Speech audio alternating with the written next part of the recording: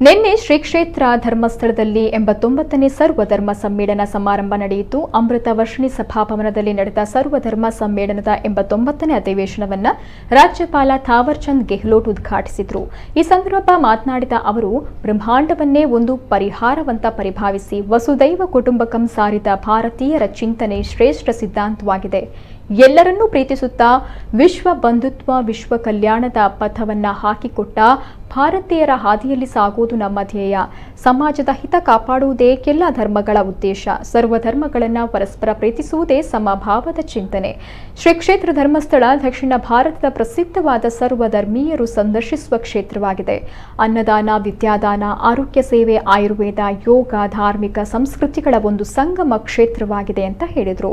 ಇದೇ ಸಂದರ್ಭ ಸ್ವಾಗತ ಭಾಷಣ ಮಾಡಿದ ಧರ್ಮಸ್ಥಳ ಧರ್ಮಾಧಿಕಾರಿ ಡಾಕ್ಟರ್ ಡಿ ವೀರೇಂದ್ರ ಹೆಗ್ಗಡೆಯವರು, ಶ್ರೀ ಕ್ಷೇತ್ರ ಧರ್ಮಸ್ಥಳ ಗ್ರಾಮಾಭಿವೃದ್ಧಿ ಯೋಜನೆಯಲ್ಲಿ ಇದುವರೆಗೆ ರಾಜ್ಯದಾದ್ಯಂತ 5.55 ಲಕ್ಷ ಸ್ವಸಹಾಯ ಸಂಘಗಳನ್ನು ರಚಿಸಲಾಗಿದ್ದು 50 ಲಕ್ಷ ಕುಟುಂಬಗಳು ಸೇರ್ಪಡೆಯಾಗಿ ಯೋಜನೆಗಳ ಲಾಭವನ್ನ ಪಡಿತಾ ಇದ್ದಾರೆ. ಸ್ವಸಹಾಯ ಸಂಘಗಳ ಮೂಲಕ ಬದುಕು ರೂಪಿಸಿಕೊಂಡವರಿಗೆ ಬ್ಯಾಂಕುಗಳಿಂದ 14,000 ಕೋಟಿ ಹಣವನ್ನು ವ್ಯವಹಾರಕ್ಕೆ ಒದಗಿಸಲಾಗಿದೆ ಅಂತ ಹೇಳಿದರು.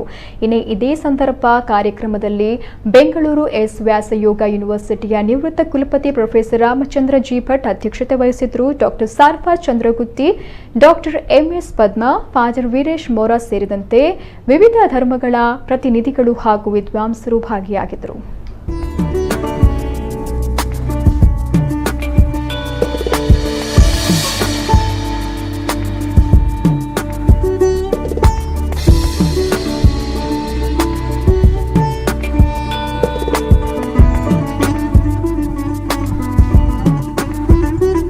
ಸ್ವಸಹಾಯ ಸಂಘಗಳ ಮೂಲಕ ತಮ್ಮ ಬದುಕನ್ನು ರೂಪಿಸಿಕೊಂಡವರಿಗೆ ಬ್ಯಾಂಕ್ಗಳಿಂದ 14,000 ಕೋಟಿ ಹಣವನ್ನು ಅವರ ವ್ಯವಹಾರಕ್ಕಾಗಿ ಒದಗಿಸಲಾಗಿದೆ.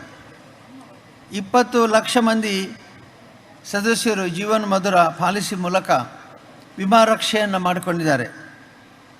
ಧರ್ಮೋತ್ಥಾನ ಟ್ರಸ್ಟ್ ಮೂಲಕ 259ಕ್ಕೂ ಮಿಕ್ಕು ದೇವಾಲಯಗಳನ್ನು ಪುನರ್ ನಿರ್ಮಾಣ ಮಾಡಿದ್ದೇವೆ. ಇದು ಪುರಾತನ ದೇವಾಲಯಗಳ ಜೀರ್ಣೋದ್ಧಾರವಾದರೆ ಆಧುನಿಕವಾಗಿ ಈಗ ನಿರ್ಮಾಣ ಆಗುತ್ತಿರುವಂಥ ದೇವಸ್ಥಾನಗಳ ಸುಮಾರು 843 ದೇವಾಲಯಗಳಿಗೆ ಕ್ಷೇತ್ರದಿಂದ ಸಹಾಯ ಹಸ್ತವನ್ನು ನೀಡಿದ್ದೇವೆ.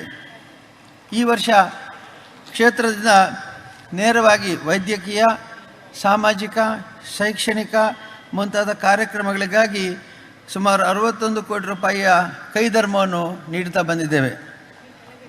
RCT rural development and self employment training institute ಮೂಲಕ ಕೇಂದ್ರ ಸರ್ಕಾರದ ಗ್ರಾಮೀಣಾಭಿವೃದ್ಧಿ ಮಂತ್ರಾಲಯ, ಮಿನಿಸ್ಟ್ರಿ ಆಫ್ ರೂರಲ್ ಡೆವಲಪ್ಮೆಂಟ್ ಮೂಲಕ ದೇಶಾದ್ಯಂತ 585 ತರಬೇತಿ ಕೇಂದ್ರಗಳನ್ನು ಪ್ರಾರಂಭಿಸಿ ಇದುವರೆಗೆ ಸುಮಾರು 30 ಲಕ್ಷಕ್ಕೂ ಹೆಚ್ಚು ಯುವಕ ಯುವತಿಯರಿಗೆ ಸ್ವ ಉದ್ಯೋಗ ತರಬೇತಿ ನೀಡಿ ಸ್ವಂತ ಉದ್ಯೋಗ ಪ್ರಾರಂಭಿಸುವಂತೆ ಹಾಗೂ ಯಶಸ್ವಿಯಾಗುವಂತೆ ಮಾಡಿ. धर्मस्थल धर्म का निवास मानवता और विश्वास की सर्वोत्कृष्टता है। यह मंदिर भगवान शिव के अवतार श्री मंजुनाथेश्वर अनप्पा को समर्पित है। धर्मस्थल प्राचीन होकर के ऐतिहासिक है, प्रसिद्ध पावन स्थानों में से एक है। यह एक ऐसा स्थान है जहाँ भक्त जाति, पंथ और सामाजिक स्थिति पर विचार किए बिना पूजा अर्चना करते हैं। श्री क्षेत्र धर्मशाला में भगवान मंजुनाथेश्वर की पूजा वैष्णव पुजारियों द्वारा बहुत ही भक्ति भाव से असामान्य, असाधारण तरीके से की जाती है। विशेषता है कि जैन वंशजों द्वारा इस धर्मस्थल का रख रखाव किया जाता है। डॉक्टर वीरेंद्र हेगड़े जी 20 साल की छोटी उम्र से ही धर्मस्थल मंदिर के प्रशासक के कार्यों को एक देवदूत की तरह कर रहे हैं। ಇದು ಧರ್ಮ, ಅದು ಬಿಯಾಂಡ್ ಬಾಡಿ, ಅದು ದೇಹದ ಪರಿಧಿ ಒಳಗಡೆಗೆ, ದೇಹ ಸುಖದ ಪರಿಧಿ ಒಳಗೆ ನಿಲ್ಲಬಾರ್ದು.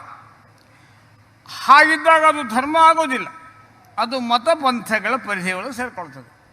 ಕೇವಲ ನನ್ನ ವೈಯಕ್ತಿಕ ಹಿತಕ್ಕಾಗಿ ಏನೂ ಪರೀಕ್ಷೆಯಲ್ಲಿ ಓದದೆ ಇನ್ನೇನು ಕೊನೆಯ ಕೆಲವು ದಿನಗಳಿರುವಾಗ ಆತಂಕಗೊಂಡಂತಹ ಒಬ್ಬ ಕುಮಾರ ಅಥವಾ ಕುಮಾರಿ ಆಂಜನೇಯ ಮಹಾರಾಜ ಕಿ ಜೈ ಅಂತ ದೇವಸ್ಥಾನಕ್ಕೆ ಹೋಗಿ, ಆಂಜನೇಯ ಮಹಾರಾಜನೇ 2 ತೆಂಗಿನಕಾಯಿ ಓಡಿಸ್ತೇನೆ ಅಂತ ಕೇಳುವಂಥ ಸ್ಥಿತಿ ಇದ್ದಾಗ ಅಲ್ಲಿ ಭಕ್ತಿಗಿಂತ ಅದು ಭುಕ್ತಿಗಿಳಿದು ಹೋಗುತ್ತವೆ. ಭಕ್ತಿ ಹೋಗಿ ಭುಕ್ತಿ ಬಂದ್ಬಿಡುತ್ತೆ. ಅದಕ್ಕಾಗಿ ಅಲ್ಲಿ ಜ್ಞಾನವನ್ನು ಸೇರಿಸಬೇಕು. ಇದನ್ನೇ ಭಗವಾನ್ ಕೃಷ್ಣ ಮತ್ತೆ ಮತ್ತೆ ಹೇಳ್ತಾರೆ. ಜ್ಞಾನೀತು ಆತ್ಮೈವ ಮೇ ಮತಂ. ಅದಕ್ಕಾಗಿ ನಮ್ಮಲ್ಲಿ 3 ಜ್ಞಾನ, ಧ್ಯಾನ, ಕರ್ಮ 3 ಕಾಂಡಗಳನ್ನು ಸೇರಿಸ್ಕೊಂಡು ಹೋಗಬೇಕು.